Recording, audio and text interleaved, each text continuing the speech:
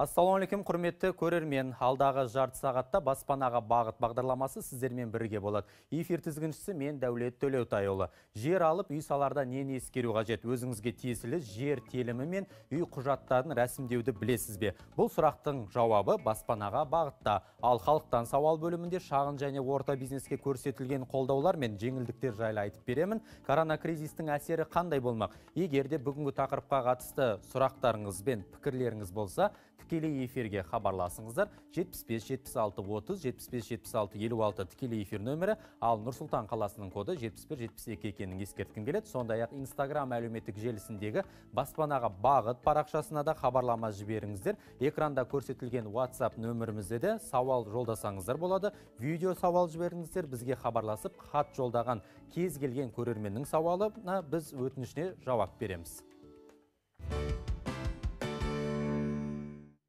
Қазақстанның әр азаматы жеке тұрғын үй салу үшін 10 сотық жерді тегін алуға құқылы деген ақпарат бәрімізге мәлім. Ал енді өтінішті қайда барып беру керек, тегін жер телімін кім ала алады деген сауалдар туындайтыны анық. Бүгін бағдарламамызда осы сұрақтардың жауабын айтамыз. Сонымен ақысыз жер телімі қандай мақсатта беріледі? Ауылдық жерлерде жеке қосалқы шаруашылығын жүргізу үшін суарылмайтын жерлерге 0,25 гектар және суармалы жерлерде 0,15 гектар, ал жеке тұрғын үй құрылысы үшін 10 сотық жер, яғни 10 сотық білесіздер 0,1 гектар жер, көгалдандыру сондай-ақ саяжай құрылысы үшін 12 сотық жер беріледі. Өтініш берушінің жылжымайтын мүлкінің бар жоғы мүлде маңызды емес. Барлық отбасы мүшелері жеке тұрғын үй құрылысы үшін өздерінің 10 сотық жерін талап етуге құқылы. Жерді бір мақсатта алу құқығы тек бір рет қана беріледі. Сондықтан, егер бұрын өтініш беруші басқа аймақта тегін жер телімін алған болса, онда ол 10 сотық жерді қайта ала алмайды. Бүгінгі күні бір ғана Елордада, яғни Нұр-Сұлтан қаласында жер учаскесін алуға кезекте 123 мыңнан астам адам тұр екен. Жер телімдерін беру үшін инженерлік желілер өткізілген үлкен аумақ болу қажет. 2007 жылдан бастап мұндай аумақтар болмағандықтан жеке тұрғын үй құрылысы үшін жер учаскелерін беру жүргізілмейді және жақын арада жоспарланып отырған жоқ. Яғни 123 мың адамның жер алуға кезегі әлі де келе қоймайды деген сөз. Жеке тұрғын үй құрылысы үшін жер учаскелерін алуға есепте тұрған тұлғалар бойынша ақпарат digital.astana.kz сайтында өз кезегіңізді тексеру үшін жеке сәйкестендіру нөмірін енгізу қажет. Бұл ақпарат тек Нұр-Сұлтан қаласы бойынша. Тегін жер алу процесі кезең-кезеңмен жүреді. Алдымен өтініш тапсыру қажет, содан кейін сізді кезекке қояды. Заң бойынша белгіленген жұмыс күндері өтінішіңіз қаралып, жер телімі тағайындалады. Жер телімінің орналасқан жеріне қарай өтінім беру қажет. Яғни сол жер қарайтын елді мекеннің әкімдігіне өтініш жазу керек. Өтініш кез келген түрде толтырылады. Азамат жерді тегін алуды қалайтынын көрсету қажет. Мақсаты жеке тұрғын үй құрылысына арналған жер. Сіз сондай-ақ белгілі бір елді мекенді және оның жуық орналасуын көрсетіп, 10 сотық аумақты белгілеуіңіз керек. Өтінішке екі құжат, яғни жеке куәліктің көшірмесі және басқа жер учаскесінің бар немесе жоқтығы туралы анықтама беріледі. Басқа құжаттар талап етілмейді. Қандай жағдайларда өтінім қабылданбауы мүмкін? Бірінші жағдайда, егер азамат елде жеке тұрғын үй құрылысы үшін тегін жер телімін алған болса, бірақ бұл фактіні жасырып қалса, жер кодексінің 50-ші бабының 2-ші тармағына сәйкес жер учаскесін бір мақсатқа қайта бөлуге тыйым салынады. Екіншіден, егер өтінім беруші кәмелеттік жасқа толмаса, үшіншіден, егер адам Қазақстан Республикасының азаматы немесе шетелден оралған қандас болмаса, егер 2 жыл ішінде жер учаскесі өзінің мақсатына сай пайдаланылмаса, жеке тұрғын үй құрылысы немесе өзге құрылысы болмаса, мемлекет жерді қайтару және өз кезегінде басқа азаматтарға тапсыруға құқылы. Осылайша мемлекеттен жер телімінің толық иесі болу үшін ол жерге сіз үй салып, құжаттарды заңдастырып, толық есеп беру керек деген сөз. Құрметті көрермен, тегін жер телімін алу тақырыбын студия қонағымен жалғастырамыз. Осы орайда қандай да бір сұрақтарыңыз бен пікірлеріңіз болса, тікелей эфир телефоны 75-76-30, 75-76-56 екенін қайталап өткім келеді. Нұр-Сұлтан қаласының коды 71-72. Студиямыздың арнайы қонағы қала құрылысын жоспарлау, дамыту және мемлекеттік қызметті цифрландыру бөлімінің басшысы Нұраділ Ғалымжанды біз студияға шақырамыз. Нұраділ мырза, қайырлы кеш, студияға келгеніңізге рахмет. Енді қазіргі таңда білесіз, жерге мораторий жарияланған, солай ғой? Біз енді қаншама заң аясында айтып жатырмыз, 10 сотық жерді алуға құқылы, өтінішті де айтып жатырмыз, қай сайттан қарауды да айтып жатырмын. Десе де, осы бір ғана Нұр-Сұлтан қаласында 123 мың адам кезекте тұрып қалған. Жалпы жер беріле ме өзі? Мораторийға қашан шектеу қойылады? Сондай да бір ақпарат бар ма?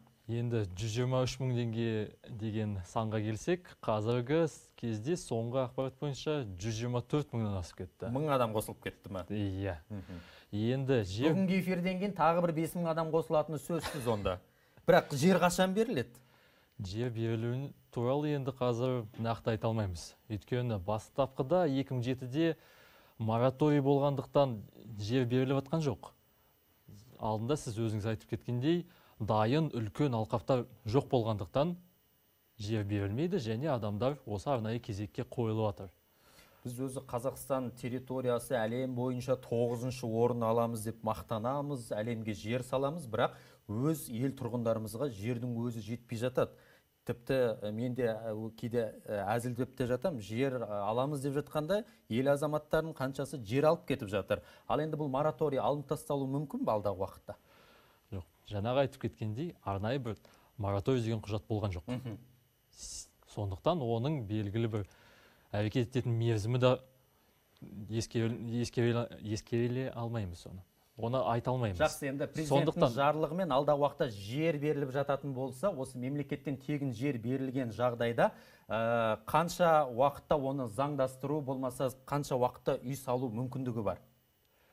Енді әрбір жеке азаматқа жер учаскесі жалдау құқығында бастапқыда белгілі мерзімге мүмкін 1 жыл, 2 жыл, 3 жыл оны әрбір жағдайда жеке қарастырылады, жалдау құқығында беріледі. Осы мерзімнің ішінде азамат үйді салып бітіру керек, оның құжатын өткізіп, содан кейін жерді өз жеке меншігіне тегін ауыстыра алады. Бізге хабарласқан көрерменіміз бар екен, сауалы бар сияқты тыңдап көрсек. Қайырлы кеш. Сіз тікелей байланыстасыз, саламатсыз ба? Атыңыз кім, қай өңірден хабарласып тұрсыз? Шымкенттен хабарласып тұрған едім. Есімім Гүлмира. Мен қайнекем бар еді, Шымкентте тұратын еді. Жалғыз басты бір қызы бар. Ол осы уақытқа дейін сол Шымкентте тұрды, уақытша орын. Уақытша тіркеліп. Иә. Сонымен ол қазір данный момент жері де жоқ, үйі де жоқ. Сол кезекке тұра ала ма жер алуға, тегін алуға? Менің түсінгенім бойынша жер алуға заң аясында барлығын кезекке қоя береді. Бірақ жер беріліп жатқан жоқ, солай ғой? Нұр-Сұлтан қаласында жағдай осындай. Қазақстан бойынша Шымкент қаласындағы жағдай қалай? Шымкент қаласы бойынша енді кешіріңіз, өкінішке орай айта алмаймын. Ол жергілікті әкімшіліктің құзыретіндегі дүние болуы мүмкін ғой, жер беру мәселесі. Дұрыс. Ал жер кезегіне тұру десек, оны сіз кез келген елді мекенде тұра аласыз. Тек қана сіз қазіргі кезде тұрғылықты жеріңізде емес, Шымкент қаласы болсын, Алматы, Ақтөбе. Өтініш қайда береді? Онлайн егов.kz сайт арқылы беріле ме, әлде бір арнайы сайт бар ма, немесе әкімдікке бару керек пе? Осы өтініштің арнайы тәртібі бар. Ол мемлекеттік көрсетілетін қызмет, оның тәртібі бойынша сіз осы өтінішіңізді әкімдікке тапсыру қажет. Түсінікті. Енді мынау Шымкент қаласынан хабарласқан көрерменімізге мен айтар едім, жаңағы айтып жатыр ғой, жалғыз басты ана деп. Бізде елімізде бақытты отбасы бағдарламасы бар, бірақ міндетті түрде үйдің кезегіне тұру керек. Ол үшін Шымкент қаласының тұрақты тіркеуі болу керек 3 жыл. Содан кейін барып кезек жылжып, кезегі келіп жатса, шаңырақ бағдарламасы және де бақытты отбасы бағдарламалар аясында үй алуға мүмкіндігі бар деп ескерткім келеді. Ал енді тағы бір соңғы сауалым болсын, тегін алынған жерге үй салып, оны жалға беруге заң мүмкіндік бере ме? Жалға беретін болса. Бұл енді үй салынып болғасын, оны адам өзінің жеке меншігіне ауыстырғаннан кейін ешқандай кедергі жоқ. Өйткені осы Қазақстан Республикамыздың азаматтық заңнамасына сәйкес, ол адамның жеке меншігі, мүлігі, ол оны пайдалана алады. Оған кез келген өз еркімен билік ете алады. Жақсы, жер мәселесі әрқайсымызды толғандыратыны сөзсіз. Бізге хабарласып жатқан көрермендеріміздің де санында есеп жоқ десем де болады. Себебі телефонның желісінде желі кәдімгідей босамай жатыр. Тағы да бір хабарласқан көрерменіміз бар, сауалын тыңдап көрелік. Саламатсыз ба? Саламатсыз ба? Менің сұрағым жердің кезегіне егов сайты арқылы тіркелуге бола ма? Міне жаңағы қойған сұрақ хабарласып жатқан кезде есімей қалған сияқты. Қайталап өтіңіз енді. Қазіргі жағдайда негізі ол жерге кезекке тұру ол мемлекеттік көрсетілетін қызмет.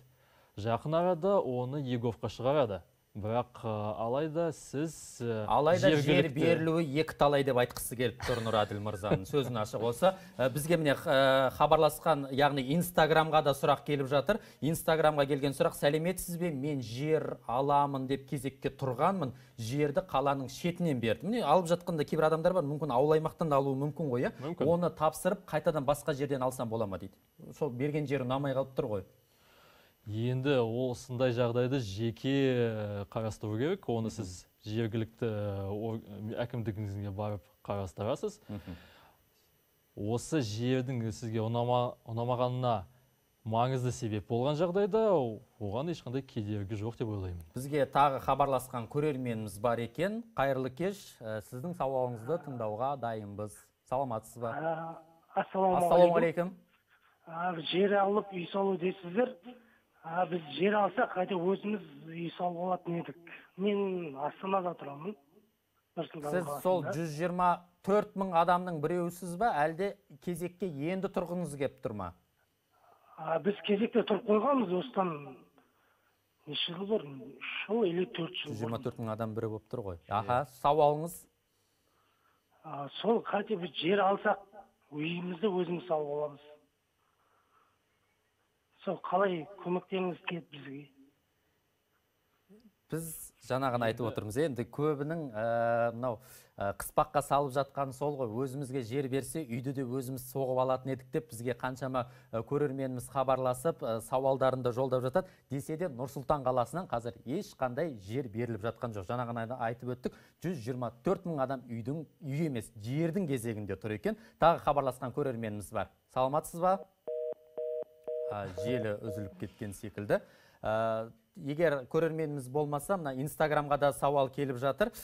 Инстаграмда оқиық: мен жер кезегінде тұрмын, баспананы салып болғаннан кейін жерді сатып алу керек екен. Расымен солай ма? Сонда тегін жер тек жалға берілгені ма дейді? Жоқ. Жалға жер учаскесі осы сіз үй салғанға дейін, ол игерілгенге дейін беріледі. Одан кейін тегін ақысыз сіздің меншігіңізге өтеді. Бізде тағы да бір көрерменнен сауал бар. Соңғысы болсын, енді тыңдап көрелік. Саламатсыз ба? Саламатсыз. Қай қаладансыз? Алматыдан. Алматы, Шымкент, Нұр-Сұлтан. Сауалыңызды қойсаңыз? Менің сауалым, мен мысалы қаланың ортасында бір жер бос таба алсам, сол жерді акиматқа көрсетіп, мына жерді алуға бола ма деп сұрауға бола ма, или только шет жақтан беріле ма жер? Алдында айтып қаланың ортасынан жер табылса. Сіз сөйтіп бара берсеңіз, ол жерден ертең күні Алматының 1 миллион тұрғыны әкімнен жер сұрап тұрмай ма деген сауал келіп жатыр да. Жақсы, маман жауап берсін енді. Ал жеке тұрғын үй құрылысы үшін жер учаскелері бір-бірлеп берілмейді. Тек қана үлкен аумақ дайын болған кезде оған барлық инженерлік желілер өткізіліп, сол жерде барлық әлеуметтік инфрақұрылым жоспарланған кезде сол кезде ғана жер беріледі. Ал әрбір адам өзінің таңдаған учаскесін барып, осы жерді маған тегін, мен кезекте тұрмын, тегін берсеңіздер деген, енді өкінішке орай жүзеге асырылмайды. Өте көп, енді уақыт қыспақ қалып жатса да, желіде тұр екен, соңында тыңдап өтейік. Қайырлы кеш, сіз тікелей байланыстасыз. Кеш жарық, ассалаумағалейкум. Мен осы Шымкентте тұрам. Сол Шымкентте 2007-те очередке тұрып едім жерге, иә.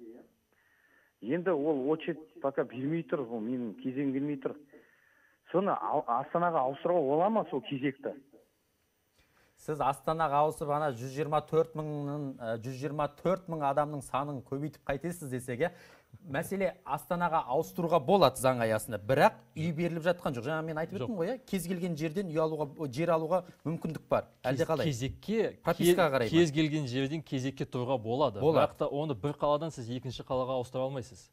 Өйткені сіз өтінішіңізді әрбір қалада жергілікті әкімдікке тапсырасыз. Егер де өтінішін алып тастайтын болса, өтінішті мен барып, маған жер керек емес деп, сол Шымкенттен өтінішін алады, ары қарай Нұр-Сұлтан қаласына өтініш беруге бола ма?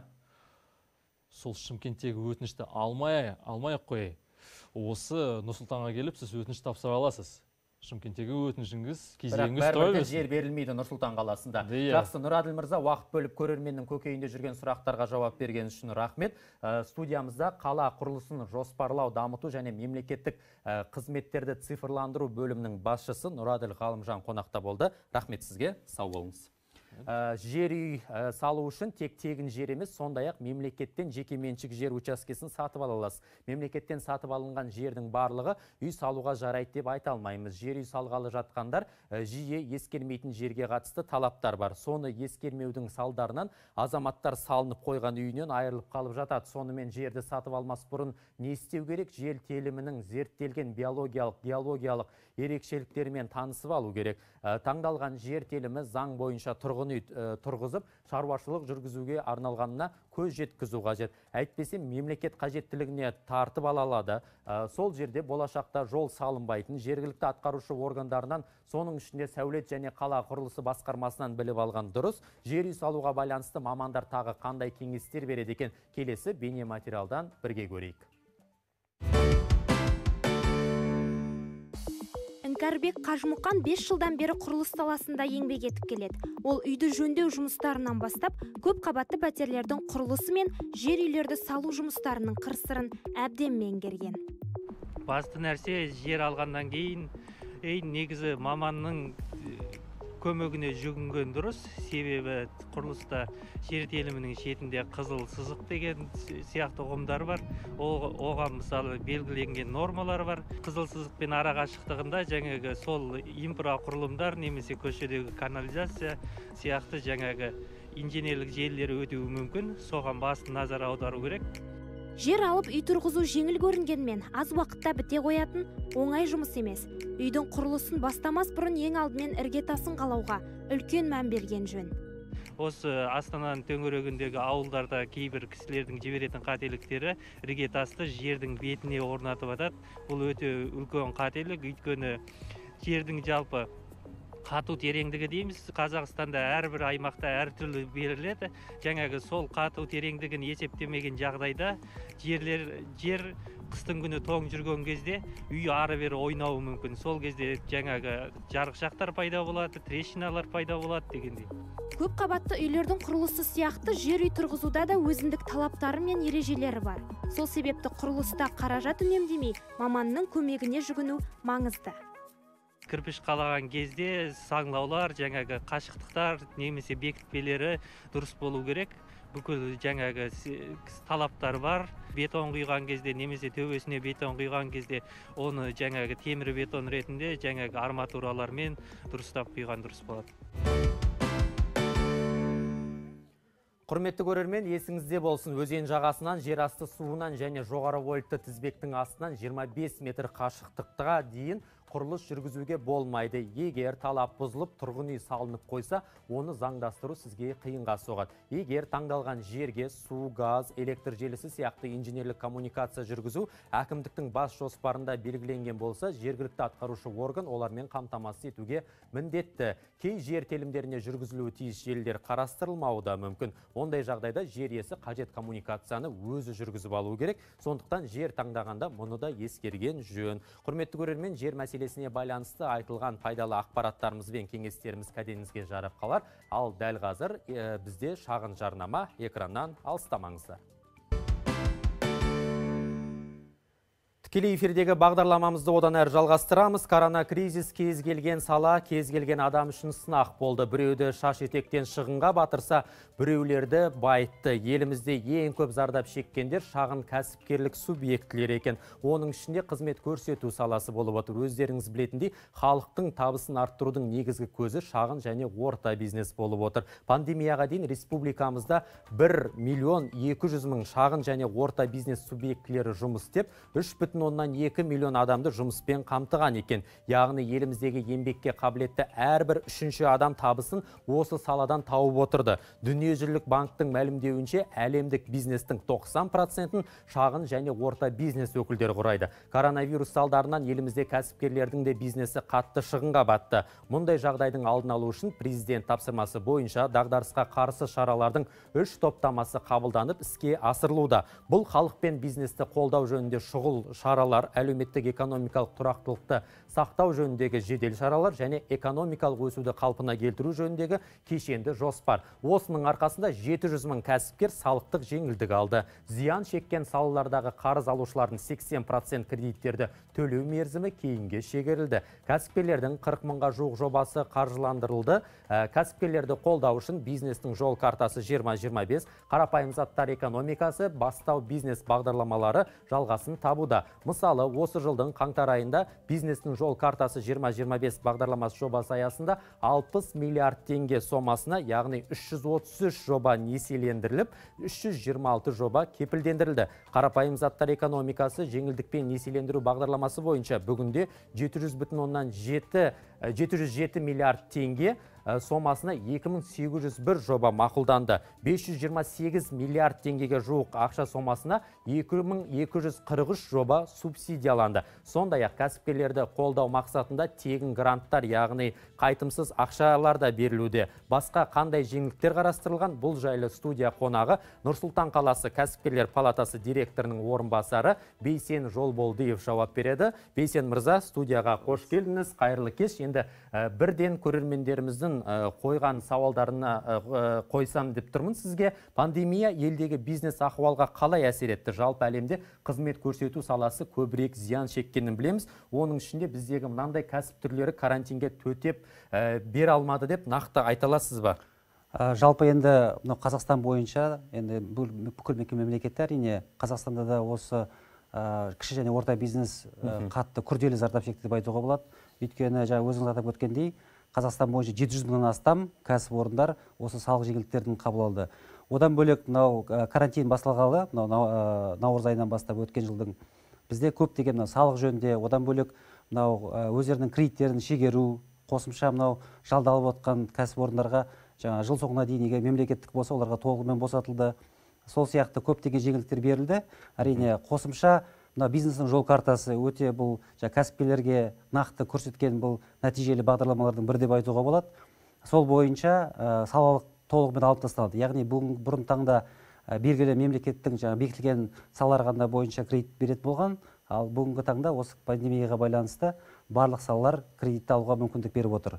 Көрермендерімізге жақсы бір хабарды да айтып өткім келеді. 1 наурыздан бастап карантиндік шектеулер жеңілдетіледі деген сөз. Яғни біздің елімізде көптеген аймақтар жасыл аймаққа енуде. Бұның өзі сол кәсіптің де дамуына кішкене болсын үлесін қосады. Десе де маска тағып жүріңіздер, сақтық шараларын ұмытпаңыздар деп сіздерге ескерткім келеді. Ал енді Бейсен мырза, сізге тағы да бір сауал. Түрлі мемлекеттік бағдарламалар арқылы несие алып, кәсібін бастап жатқан жандарды аз емес. Қазір кәсіпкерлер қанша процентпен несие алып жатыр? Бұл мемлекеттік бағдарламаларда, яғни бизнестің жол картасы, қарапайым заттар экономикасы, еңбек, осы бағдарламалар бойынша пандемияға байланысты 6%-бен, яғни барлық мемлекеттік бағдарламалар бойынша беріледі. 15%-бен банктық ставка болғанымен, соның 9%-ын мысалы мемлекет субсидиялады. Яғни мемлекет 9%-ын төлеп жатыр, ал кәсіпкер тек қана 6%-ын ғана төлеп отыр. Одан кейін бізде микрокредиттер болсын, барлығында осы 6%-бен беріліп жатыр бүгінгі таңда. Бейсен мырза, біз енді өткен бағдарламалардың бірінде бизнес бастау, яғни өкіметтен қайтымсыз 200 айлық есептік көрсеткіш төңірегінде 583 мың теңге алудың жолдарын айтқан едік. Ал енді қарап отырсақ, сол кәсібін жандандыру үшін де 2 миллионнан 5 миллионға дейін қайтымсыз гранттар алуға мүмкіндік бар екен.